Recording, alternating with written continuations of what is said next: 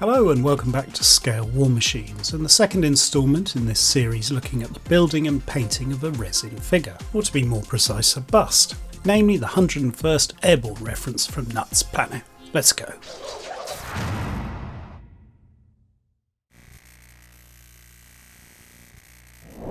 In part 1 we took a detailed look at this resin release. Part 1 was out of sequence and dealt with painting the face in its entirety. We're going to travel back in time a little bit. In this part I'll be looking at painting the uniform and accessories. Again, this will be out of sequence, but I've decided to group everything in a logical way by theme. This paint job dates from 2015-16. At the time I was getting used to a new acrylic paint range from Lifecolor, so the techniques I might use today are different, but I think it'll be useful for us to explore how I progressed and hopefully learn something from it. It's worth noting that the Nuts Planet release has loads and loads of accessories in the box. There's plenty of things for you to busy yourself painting. They're all beautifully cast, of course, in excellent quality resin. This time I'll be focusing on the torso, particularly the uniform, things like the webbing, the personal weapons, rifle and pistol, and discussing how you tackle and approach a resin figure. As per last time, there are certain techniques that need to happen because this is resin and the material is poured into moulds to produce the parts. In the last episode you saw me clean up all the different components and assemble the upper torso. I used a little bit of Tamiya white putty here and there to fill gaps, and that was thinned down with acetone. This time though, we're going to concentrate on painting the uniform, and for that I'll be using Lifecolor acrylics, although you could use any acrylic paint range. I started off by priming the whole figurine, and that included of course all the accessories, and that was done with Lifecolor's white primer. It gives a good base. Yes, there might be little bits that you need to clean up, bits of dust and so on, but this gives a good clean base for your painting. I used the excellent World War II US Army uniform sets and started applying the paints by airbrush using my Iwata Eclipse. This is Woollen Olive Drab, and I'll put all the references up on screen. You may be used to painting by brush, and that's perfectly fine, but I wanted to speed things up, so I sprayed a generous coat. I then reached for some olive drab and set about painting the helmet. As you'll see, using an airbrush just speeds everything up, and it allowed me to race through all the many different components and elements in this resin kit. Some of the accessories were picked out in the same shade, like the hand grenade.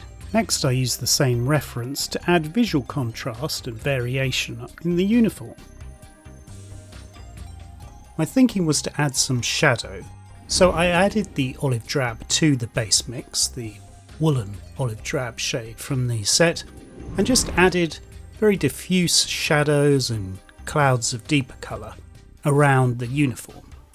My reasoning was the uniforms would get very dirty, the colour may not be coherent, it might be more faded in other parts, and if you watch the TV miniseries Band of Brothers that our character is from here, you'll see that the uniforms are very weathered and damaged. Time now for a lighter shade, and it's the reference Olive Drab Light Mustard, which was sprayed from on top to give highlights around the shoulders and neck areas of the uniform. Also, by spraying down over the darker colours that I applied previously, it will serve to emphasise the shadow areas in the creases of the uniform. Just spray gentle coats, making sure you're principally spraying from a high angle. And my recommendation is to always dilute with the Lifecolor thinner. At this stage, of course, it's all very rough and just blocked out. Time now to deal with the webbing. And this colour is the olive drab green tone from set number 2 of the US Army uniforms colours from Lifecolor. The key, if you hadn't already worked out with any acrylics, is to apply thin transparent coats and build up colour. Don't try and splodge it all on, just build up thin layers and then let those dry and just apply another coat. You can see there that it's still showing through the base, but further coats will be applied. This is another useful uniform shade, it's HBT Light Shade, and that's used to pick out the straps of the webbing and the belt. Again, thin coats are the order of the day, start by applying an initial coat, let it dry and apply more. You can see here how the figurine or bust is blocked out. The uniform, shoulder straps, webbing and so on have all been painted and blocked out. Time now for the backpack or musette bag, and the colour chosen was olive drab light mustard. That means the rear of our subject as well as the front have all received their base coats and initial colour shades. Now it's time to turn our attention to the accessories, and again a combination of colours, I'll put the references on screen, were used from the excellent US Army uniforms colour sets from Lifecolor.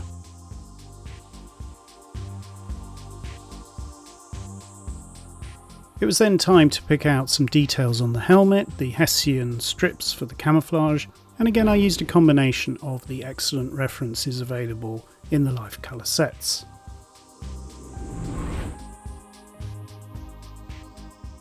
Time now to deal with the leather holster for the 45. Again, Lifecolor comes to the rescue with an excellent set, their leather set reference on screen. I picked their dark leather shade and base coated the holster. I then turned to another Lifecolor set, their guns and weapons set. It has some fantastic shades in the set, including this, a reference called dark wooden stock. That was used to spray the M1 Garand and to add a little bit of highlight, again with the airbrush, to the holster. I also used that lighter brown to spray the straps and strapping from the helmet. Time now to mix up a custom blend of Lifecolor's excellent liquid pigments. I use these to apply shadows to the recently painted accessories. I really like these products and I've made videos about them before. They're water-based and act much like a wash in the way that you might have used enamels or oils in the past. That means you can kind of lather it on, knowing that the remover will generally remove it. They're not quite as blendable as, say, oils or enamel washes, but the remover does a good job of getting rid of any excess or tide marks. That allowed me to just merrily go ahead and put plenty of that custom mix into all of the recesses and around all of the surface details on the accessories. Remember, you can retouch mistakes, you can apply subsequent coats, all of that is easily done, knowing that the remover will tidy up any mess.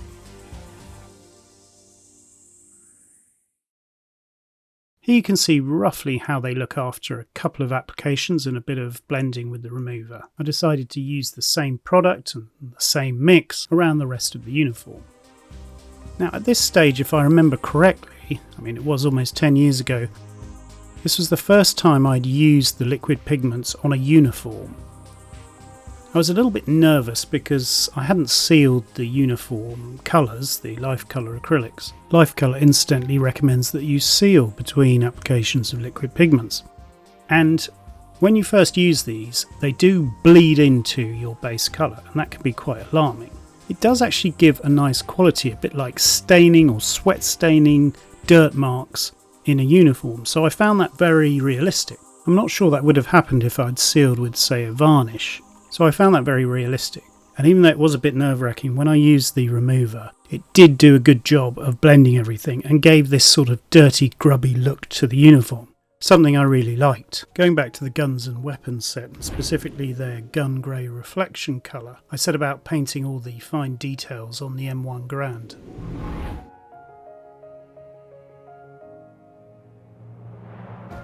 The colour also worked well to pick out the button details or poppers on the webbing items. Just use a superfine brush and paint everything as cleanly as you can. Of course, any mistakes can be sorted out later.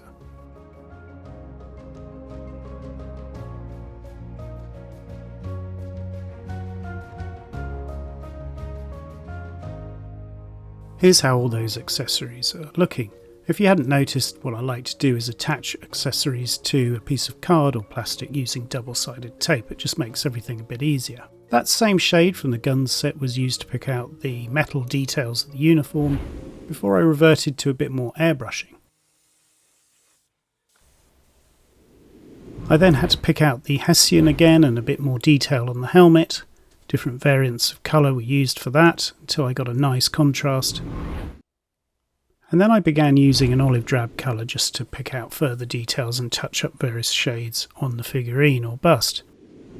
Next up, I completed more detail painting on the musette bag, and here again it's just a case of using the base shade and tidying up any mess in those previously blocked out colours. For the helmet, I wanted to use an old-fashioned technique, the famous dry brushing technique that's been around for donkey's years, and for that I use this reference from Lifecolor. If you don't know about dry brushing, I've done a video on it. It's very simple. Remove as much paint as you can from a wide flat brush and brush it lightly over the surface details. It will highlight all the relief, and then you can progress to a lighter colour, in this case this Lifecolor reference, and you can dry brush for even further highlights. That gave a pleasing weathered and canvassy look to the hessian strips, just like bits of frayed fabric, but also highlighted the netting detail on the helmet. Time now to apply highlights to all those previously painted accessories. For this I used a mixing palette and the base shades. Remember to take note of how you previously painted the colours and in what base shade. Add a little bit of off-white, in this case I'm using a dust shade. Then what I like to do with a fine brush is just paint on little creases and details, little highlights around the top edges of each piece. Perhaps little marks or scratches, anything to add visual interest and contrast when compared to those liquid pigment shadows that were applied earlier. Creases, little details are all emphasised, and what it does is it makes a flat, uniform coloured accessory become more lifelike, more contrasty and more interesting, adding a three-dimensional quality. You can apply this technique of course to the water bottle, or as here the hand grenade. There again the base colour was simply lightened, and detailed highlights like the relief on the pineapple grenade were painted. Another colour, this bluey colour from the weapons set, was used on the top of the hand grenade but also on the gun itself. This is supposed to reflect the bluing process on weapons, and it worked quite well. You wouldn't think that a bright blue colour used over a grey would achieve that, but it did actually give a good result. Now we're going to look in detail at the painting of the canteen. This will allow you to see the exact process of taking something that's very uniform and flat and making it appear more lifelike and more realistic. Base colour has been mixed with a lightened version, and this is where the detail and intricacy of the resin casting will help you. What you're trying to do is paint anything that's in relief or protruding, any of the details, the edges, any of the structural detail of the water canteen.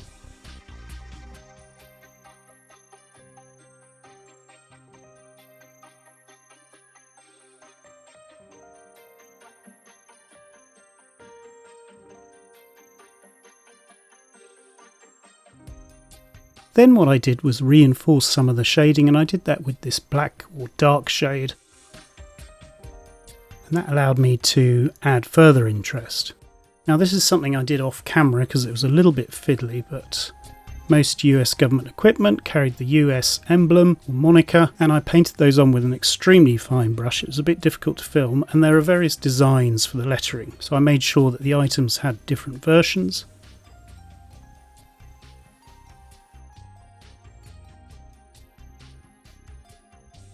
And all of those were painted on. I then went back to the liquid pigments and used those to add a little bit more shadow detail to the rifle. Using the principle of what I'd done on the water bottle, this could be copied across to the rucksack or haversack, and the musette bag got its own highlights. Every crease received the same technique. It's quite time consuming. What it does is it makes those creases pop out, and it brings the uniform into 3D shape.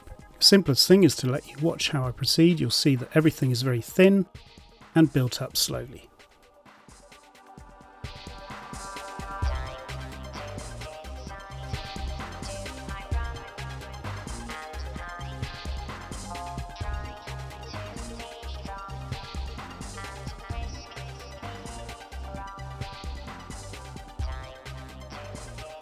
It may be a case of reworking certain areas of the subject over and over again until they really pop and you get that 3D effect.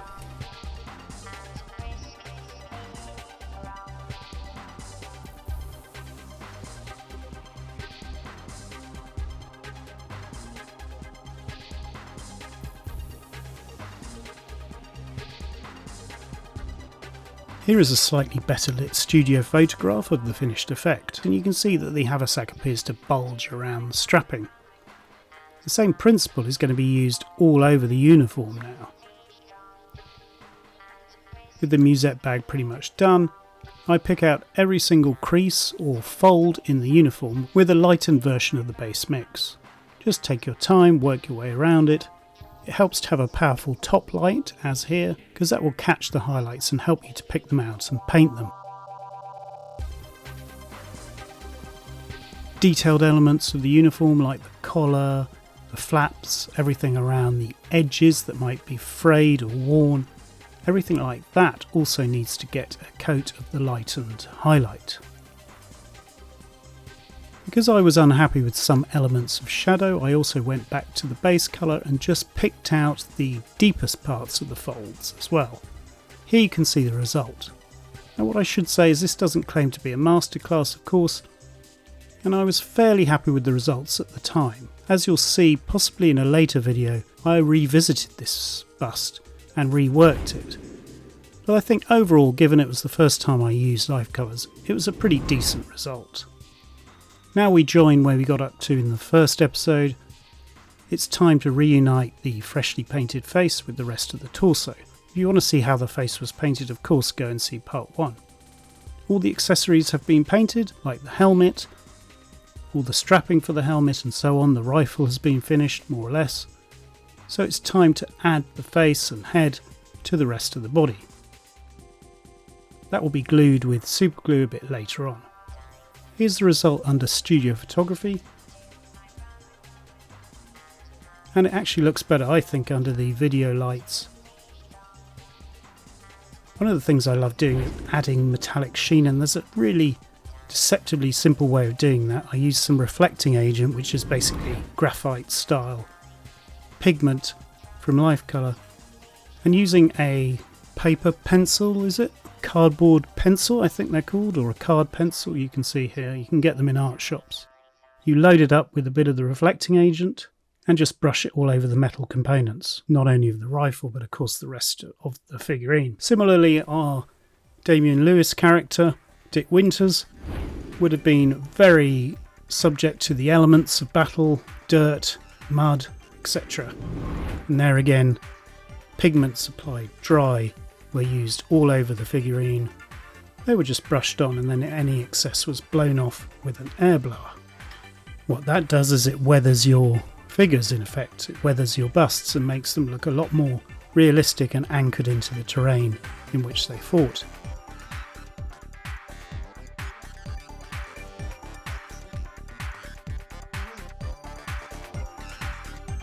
So here's how far that Nuts Planet bust got in 2015-16. I gave it a final sprinkle with little projections of mud from mud mixes just by using my thumb and fingers and a flat brush. That stipples paint all over the subject, and so the uniform is suitably dirty. Final little bits of touching up were required, particularly where I joined the hand to the torso. That required a little bit of fine adjustment and the paint suffered. And this is how the bust looked. I was pretty happy with it then, but I think now I'd like to revisit it and do a bit more work on the bust.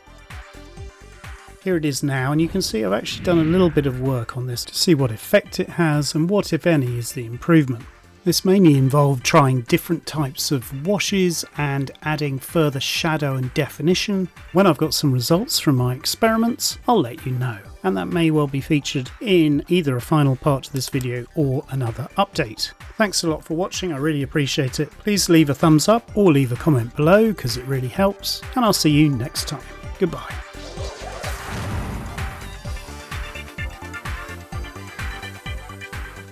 Subscribe for our latest videos.